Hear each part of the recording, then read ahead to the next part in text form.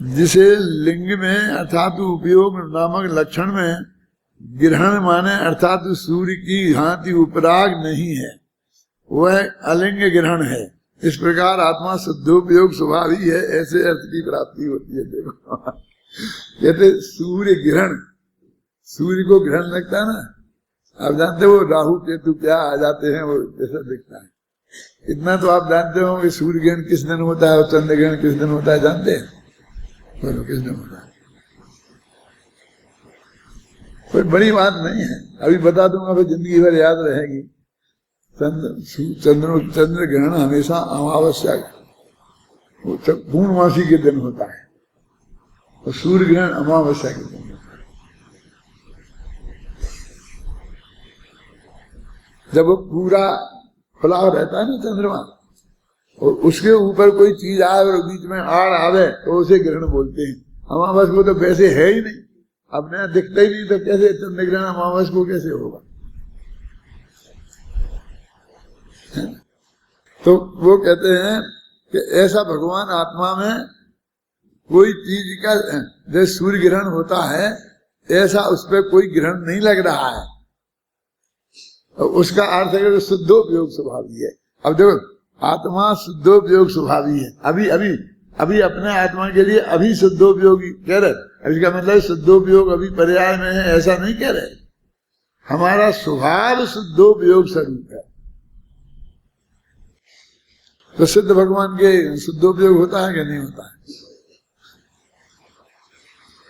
दोनों घबराना नहीं, एक इस हिसाब से होगा तो स्वभाव पूरा प्रकट हो गया तो उनका शुद्धोपयोग है ही, 24 घंटा भी अपने आत्मा में लगे ही रहे। और जो हमारे यहाँ गुण स्थानों के क्रम से होता है, जैसा आगे बड़ा हुआ नहीं हुआ उसके हिसाब से नहीं होता। जैसे अपन कहते हैं कि एक दफे आत्मा में शुद्धोपयोग हो जाए ना तो लगातार अंतर मुहूर्त तक बना रहे, तो फिर वो केवल ज्ञान हो जाता है। माने क्या अर्थ है उसका?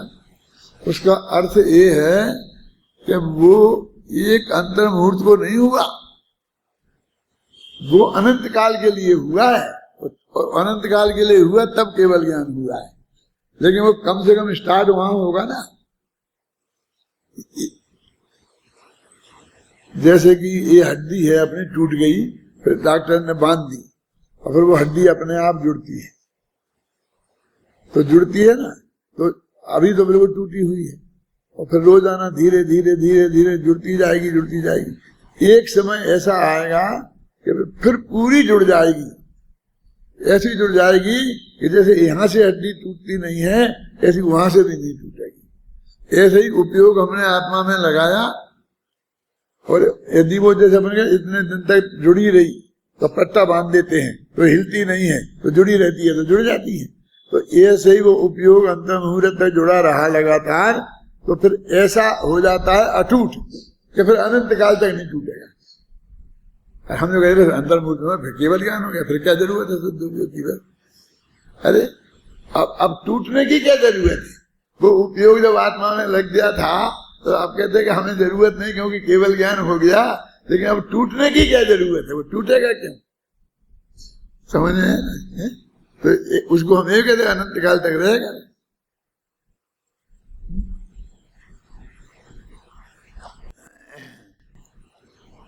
द्रव्य गुण तो अनादि अनंत शुद्ध हैं, परंतु उपयोग में मलिनता नहीं है, ऐसा इस बोल में कहा है। एक गुरुदेव कह रहे हैं कि उपयोग में मलिनता नहीं है, तो यहाँ द्रव्य तो वैसे ही शुद्ध है और गुण भी वैसे ही शुद्ध है, लेकिन उपयोग तो पर्याय का नाम है और उसमें तो मलिनता हो सकती है, लेकिन उसके उपयोग में भी स्वभाव मलिनता होना उसका स्वभाव नहीं है। ऐसा वो भगवान आत्मा जे है ना, तो उसका उपयोग भी मलिन स्वभाव वाला नहीं है कि उपयोग में मलिनता तो हमारे अनादिकाल से है और अभी रही है कि होगी, हमारे स्वभाव में नहीं गई, उपयोग स्वभाव में भी नहीं गई। मैंने स्वभाव हमेशा निर्मल ही रहता। अपन भी लोक में भी ऐसा ही मानते हैं कि देखो आप अपन कहते हैं कि देखो उसने हमको बहुत खराब व्यवहार किया और गालियां दी, तो हम कहते हैं नहीं वो आदमी तो ऐसा नहीं है, उसका ऐसा स्वभाव तो नहीं है, कुछ ना कुछ गड़बड़ है। कि तो तुमने कुछ गड़बड़ करी है ज्यादा, और या वो कोई समस्या में होगा, परेशान होगा, और बीच में उसका दिमाग डिस्टर्ब होगा तो उसने कुछ कह दिया होगा, लेकिन वो मूलतः आदमी ऐसा नहीं है। अपन बोलते हैं ना, इसका मतलब ये है कि इस पर्याय में भी हमारे उस स्वभाव में हम मूलतः ऐसा नहीं है, ऐसा है कुछ, ऐसा ही वो कह रहे कि उपयोग में मलिनता हो, ऐसा ऐसे स्वभाव वाला आत्मा। तो अभी आप ये शांति से इन्हें पढ़ेंगे और वे 20 बोल निकाल लेंगे। 20 बोलों में इसी टाइप की अपेक्षाएं हैं, कोई अत्यंत कठिन नहीं है। 3 अंत की जरा थोड़ी कठिन है, एक गुण संबंधी, पर्याय संबंधी और द्रव्य संबंधी। तो अब हमें उस पर चर्चा करूंगा, ये बाकी के आप पढ़ लेना। और भी कोई बात मेरे ख्याल में आएगी तो मैं तुमको बताऊंगा। ये इसमें मैं रोज ही नहीं पढ़ता हूँ, ख्याल में है ना, और फिर पूरे ही पढ़ लेता हूँ जब एक दफे पढ़ने बैठता हूँ तो। इसलिए मेरे को द्वारा और ख्याल में आएगी बात कि भाई आपको बताने लायक है, आपकी समझ में नहीं आई होगी तो वो भी मैं बताऊंगा। लेकिन बाकी जिम्मेवारी से आप पढ़ेंगे। मैं कल पूछूंगा कि आपने पढ़ा था तो सब हाथ उठने चाहिए, क्योंकि ऐसा तो काम है नहीं कि आपको सुनाना पड़ेगा। ये तो ये नहीं कहूँगा मैं आप सुनाओ जी पढ़ा था तो, समझे ना, क्योंकि याद करने को थोड़ी कह रहा हूं मैं, तो तुम्हारी ईमानदारी पे ही निर्भर है कि तुम क्या पढ़ा करा, तुम कह दो कि हाँ मैंने पढ़ा था, और कहोगे बात खत्म। क्यों? और नहीं पढ़ो और फिर भी कह दो कि मैंने पढ़ा था, क्यों? ये अपेक्षा जैन दर्शन के विद्यालय में कम से कम अपने विद्यार्थियों से मैं नहीं करता, क्योंकि मैं कुछ दंड ही देने वाला नहीं हूं, मैं कुछ करने ही वाला नहीं हूं। फिर तुमको क्यों, फिर झूठ क्यों बोलना? बताऊंगा झूठ क्यों बोलना है? सत्य बोलने में भी कोई दंड नहीं है, कोई नाराजगी नहीं प्रकट करने वाला हूं। मैं तुम्हें पहचानता ही नहीं, तुम यदि मुझे अभी निकल के बाहर मिल जाओ चौराहे पे तो मैं नहीं पहचान पाऊंगा अगर तुम मेरे विद्यार्थी। इतना नहीं पहचान पाऊंगा, नाम वाम तो बहुत दूर। तो मेरे से तो तुम्हें तो कोई डर है ही नहीं, ख्याल में है ना। लेकिन मैं चाहता हूं कि आपके अंदर में इतनी ईमानदारी होनी चाहिए। और झूठ बोल रहे, बिना प्रयोजन बोल रहे, किससे बोल रहे? अपने गुरु से बोल रहे, है ना। अपराध अंदर में अपराध है ना। इतनी नैतिकता नहीं आई तो और विद्यालयों में और अपने विद्यालय में फर्क क्या है? तो आप एक दफे पढ़ेंगे, समझे ना। और यदि मैं पूछूं तो बिल्कुल सही बात हो वो बताना, झूठ मत बोलना। मैं तुमसे कुछ कहने वाला नहीं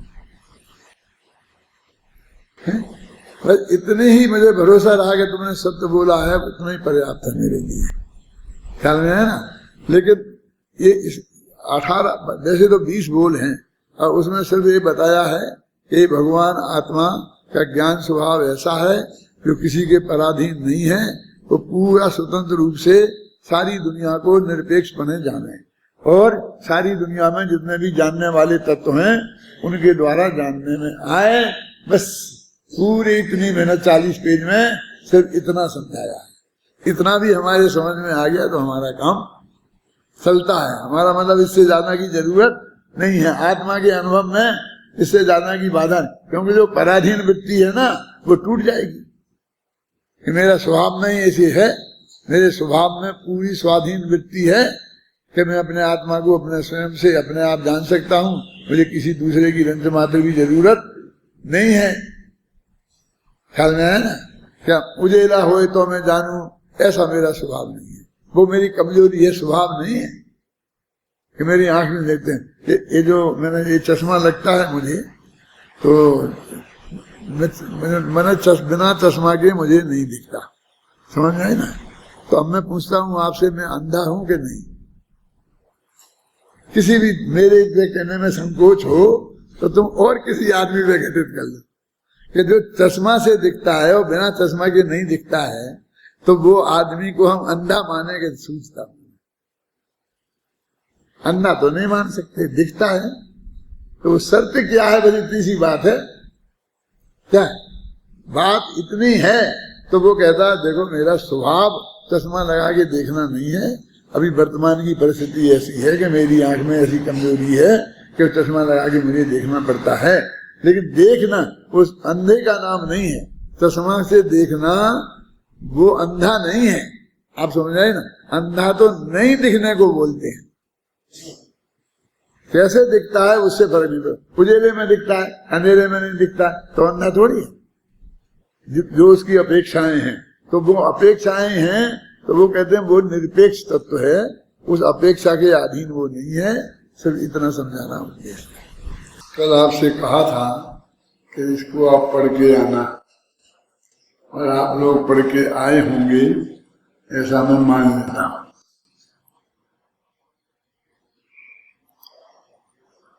मैं भी पढ़ के आया हूं, पेज नंबर 329 में करो।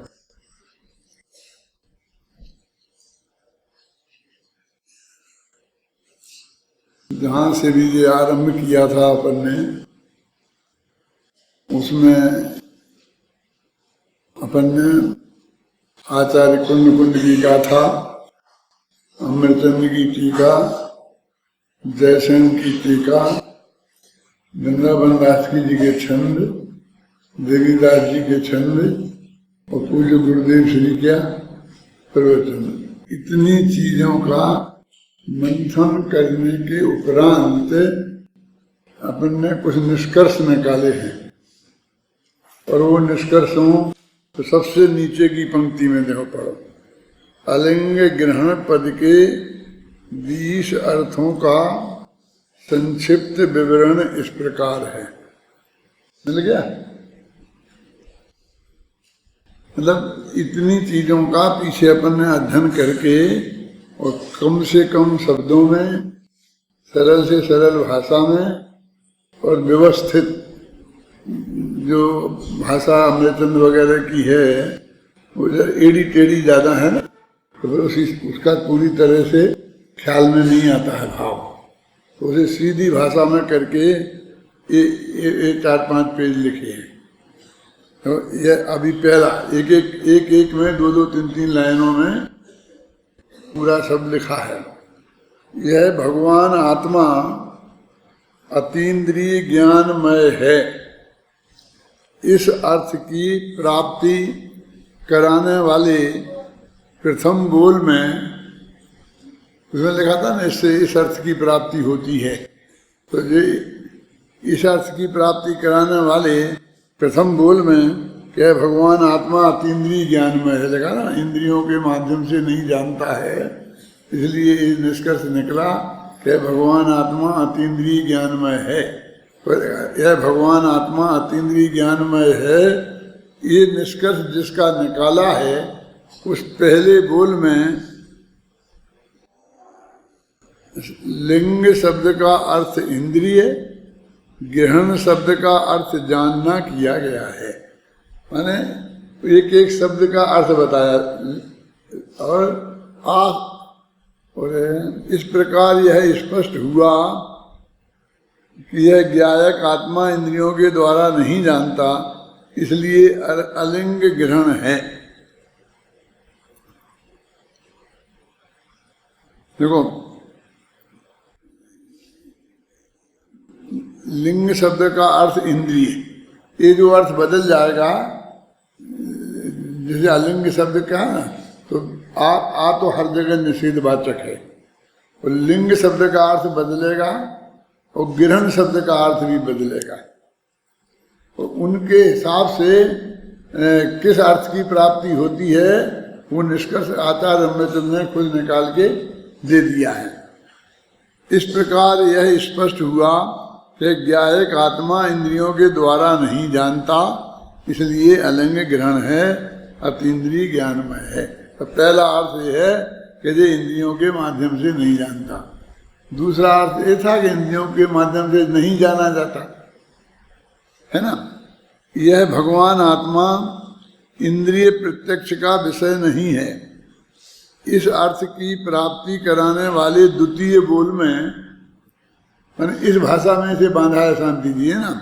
यद्यपि लिंग का अर्थ इंद्रिय और ग्रहण का अर्थ जानना ही किया गया है, जो ऊपर किया गया था वो यहाँ भी वही किया गया है, तथापि यह कहा गया है कि जैसे इंद्रियों द्वारा नहीं जाना जा सकता वह आत्मा अलिंग ग्रहण है, पर यहाँ उसको मामले को उलट दिया है।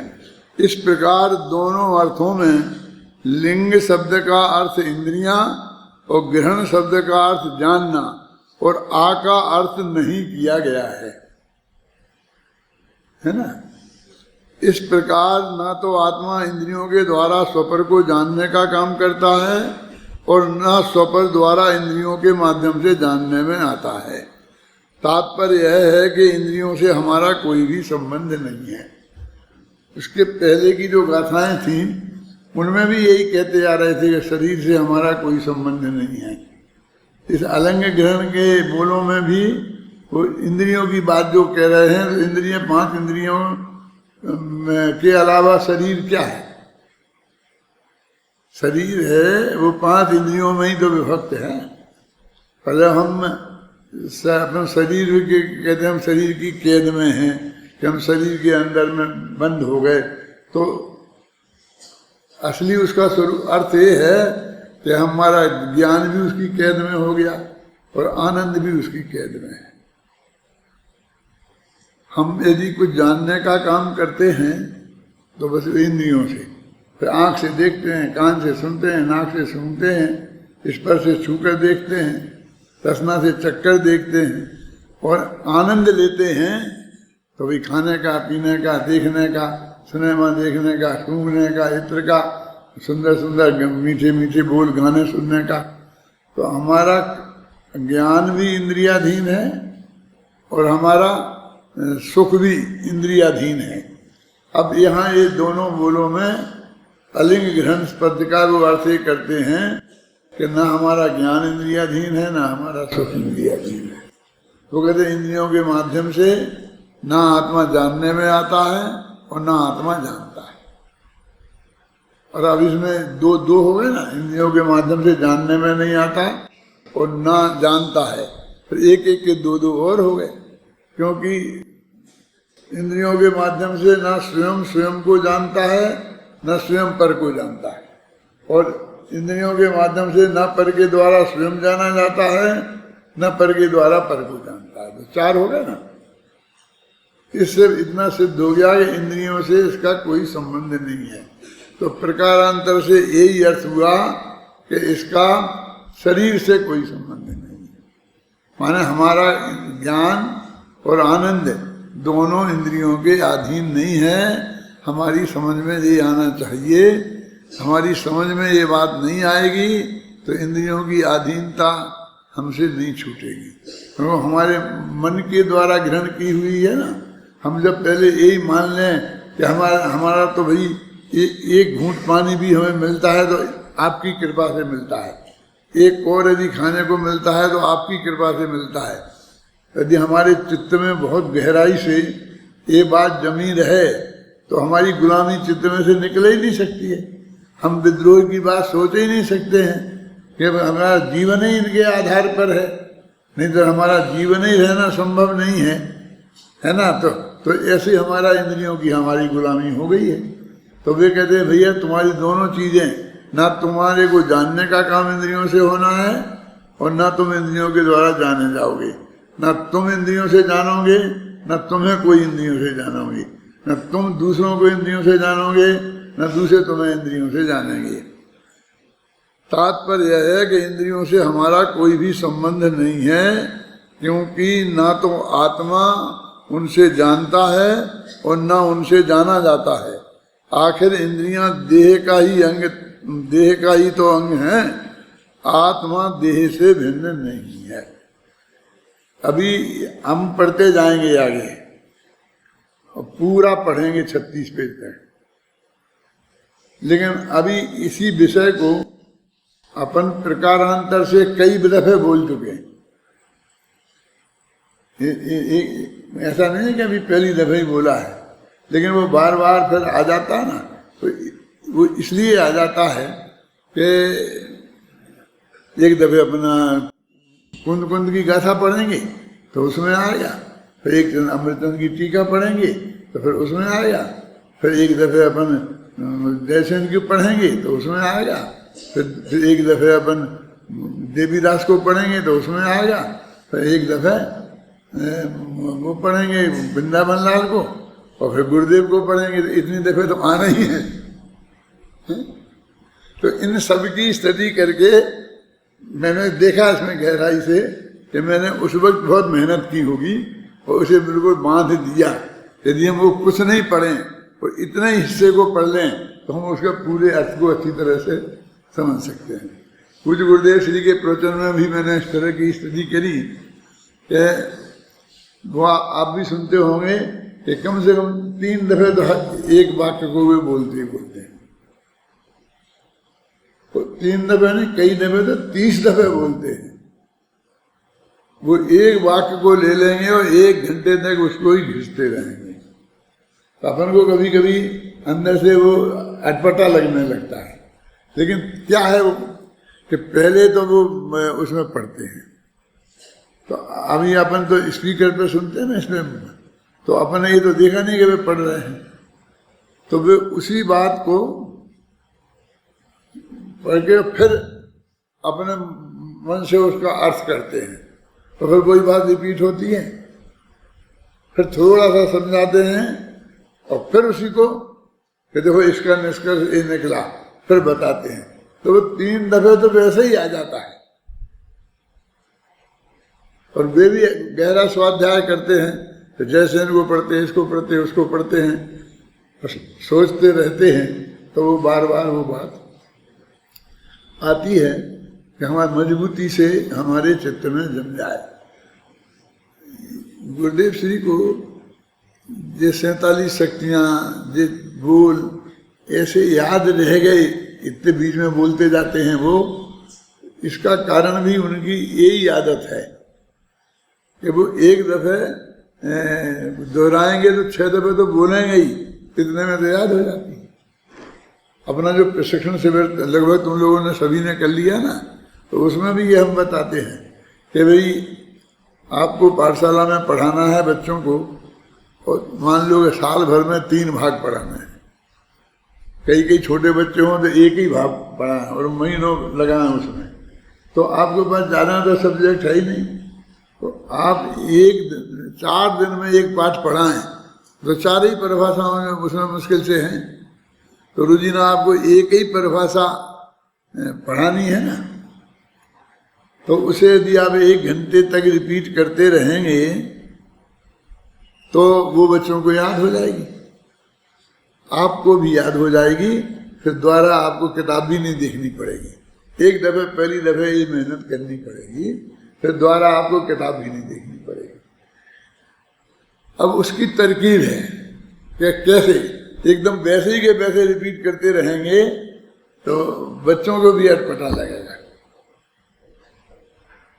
तो एक दफे आप उसे पढ़िए, फिर बच्चे से कहिए तुम पढ़िए, फिर कहें इसने सही पढ़ा, इससे पूछिए, फिर ये बताए तो कहेगा इसने ये गलती की तो तुम सही पढ़ सकते हो तो तुम बताओ। ऐसे तरकीब से पूरी क्लास में बराबर 5-7 दफे पढ़वा दो। हमको पढ़वाना है 5-7 दफे, लेकिन उसे ये नहीं लगे कि 5-7 दफे पढ़वा रहे हैं, अलग अलग से हम पूछ रहे हैं ना। अब एक नियम है कि जब हम किसी से कोई प्रश्न करेंगे और वो उसका उत्तर सही दे देगा तो फिर हम दोबारा आगे नहीं रिपीट कर सकते। तो जब हमें रिपीट करने की आवश्यकता समझती है तो हम तो इतना तो जानते ही हैं ना कि ये विद्यार्थी होशियार है और ये कमजोर है, तो उस कमजोर विद्यार्थी से पूछो, तो वो उत्तर सही नहीं दे पाएगा, फिर तो तुमको दोबारा बोलने का बहाना मिलेगा कि कुछ नहीं आया समझ में, अब ध्यान से सुनो, ये है, फिर आप बोलो। माने आप अपनी भाषा से उसको नहीं बताओगे हम जो बार बार बोल रहे हैं इसका क्या औचित्य है, बल्कि उसको ही समझ में आए कि 2-3 से पूछा कोई नहीं बता पाया तो फिर तो वे पढ़ाएंगे ही, कल भी पढ़ाएंगे यही पाठ कि कल तो पढ़ा दिया था और आज फिर क्यों पढ़ा रहे, तो तभी पढ़ाएंगे ना कि जब वो कोई नहीं बोल पाएगा। अब आप समझ लो कि मैंने बहुत पढ़ा दिया, अब मुझे आगे बढ़ना चाहिए, मैं इसी पाठ को कब तक लगा रहूँगा, तो फिर उस होशियार विद्यार्थी से पूछो तो वो बताएगा तो धड़ाधड़ सही, फिर दूसरे होशियार विद्यार्थी से पूछो तो 2-3 बताएंगे धड़ाधड़, तो आ गया सबकी समझ में, चलो आगे। क्या अब ये तो आपको ट्रेनिंग में समझा, मुझे पता नहीं है, जब से मैंने क्लास छोड़ी है वो मेरे जो उत्तराधिकारी पढ़ाते हैं उन लोगों ने ये बात तुमको बताई कि नहीं बताई है? ये बात तुमको न बताई कि नहीं बताई। तो गुरुदेव श्री का भी यही था, वो ऐसा बुद्धि पूर्वक ट्रेनिंग उन्होंने नहीं ली हो कहीं, लेकिन बुद्धि तो काम करती है ना, तो बराबर किसी न किसी तरीके से लगातार इतने दिनों तक ये करते रहे, इतना वातावरण बन गया, उसका कारण है। कल मैं तुम्हारी गोष्ठी सुन रहा था पूरी, और वो जो अध्यापकों के कमेंट्स थे अध्यक्ष के और उसके, वो भी मैंने सुने थे, तो बहुत अच्छा बोला था तुम लोगों ने। तो ये भी यहाँ कैसे हुआ है, इस पर भी मैंने विचार किया। ये भी निरंतर हम किसी ना किसी बहाने उसको रिपीट करते रहते हैं। जो हमारे मेन मूल सिद्धांत हैं, एक द्रव्य दूसरे द्रव्य का करता नहीं है, कोई किसी को सुखी दुखी नहीं कर सकता है, कोई किसी को मार जला नहीं सकता है, और सब कुछ सुनिश्चित है, क्रमबद्ध है, उसमें हम कोई फेरफार नहीं कर सकते। वो किसी न किसी बहाने हर क्लास में हर अध्यापक हर विद्यार्थी वो बात चलती ही रहती है, उसका परिणाम है शांति जी। ऐसे रट डट के कोई तैयार नहीं हुआ, तुम भी रट डट के कोई तैयार हो भी नहीं सकता, लेकिन वो निरंतर वातावरण बना रहता है। वो सिद्धांत तो बहुत ज्यादा नहीं है, अब 15 दिन में सारे सिद्धांतों से पूरी अच्छी तरह वाकिफ हो सकते हैं, कोई बड़ी बात नहीं है, मतलब इतना बहुत बड़ा कोर्स नहीं है, लेकिन वो नहीं कर पाते हैं। और ऐसे वातावरण में जब आप रहते हैं तो निरंतर आपका वो भाव बन जाता है। पहली दफे हम किसी चीज को सुनते हैं तो हमारे ज्ञान में तो ये बन जाती है, जानने में तो आ जाती है, लेकिन सिद्धांत में नहीं जाती है। लेकिन बार बार हम फिर समझते हैं, समझाते हैं, फिर दूसरा कहता है, फिर तीसरा कहता है, फिर चौथा कहता है, तो धीरे धीरे वो हमारे अंदर घुस जाती है, समझे ना, हमारे संस्कार में हो जाती है। देखो हमारे घरों में, जिनके घरों का वातावरण अच्छा होता है, खान पान अच्छे होते हैं, विचार अच्छे होते हैं, तत्व चर्चाएं होती हैं, वे आधे विद्वान तो बिना ही उसके बन जाते हैं। और ये वातावरण कायम होना बहुत कठिन काम है।